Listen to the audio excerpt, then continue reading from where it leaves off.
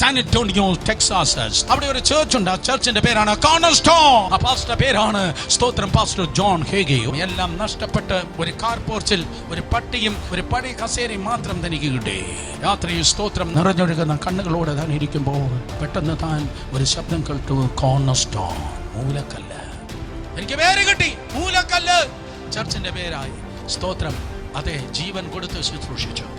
ജനം കൂടി വരാൻ തുടങ്ങി. 1971 അദ്ദേഹം നിറഞ്ഞ സദസ്സിൽ എഴുന്നേറ്റ് നിന്ന് പ്രസംഗിക്കുകയാണ്. ലോക്കൽ ടെലിവിഷൻ ലൈവ് ടെലികാസ്റ്റ് ചെയ്യുന്നു.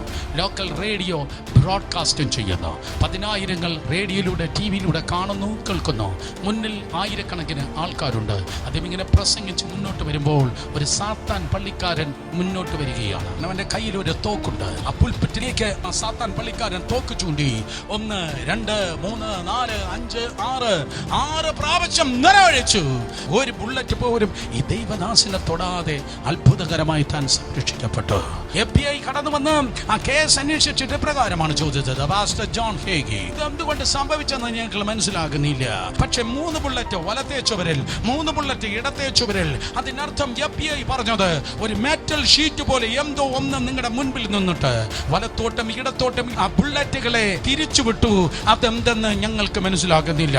അപ്പോൾ ആ ദൈവദാസൻ പറഞ്ഞതാണ് 91 സങ്കീർത്തനം 11:12. നിങ്ങൾക്കത് എന്തെന്നറിയത്തില്ല, പക്ഷെ എനിക്കത് എന്തെന്നറിയാം. നിന്റെ എല്ലാ വഴികളും നിന്നെ കാക്കേണ്ടതിന് അവൻ നിന്നെ കുറിച്ച് തന്റെ ദൂതന്മാരോട് കൽപ്പിക്കുക.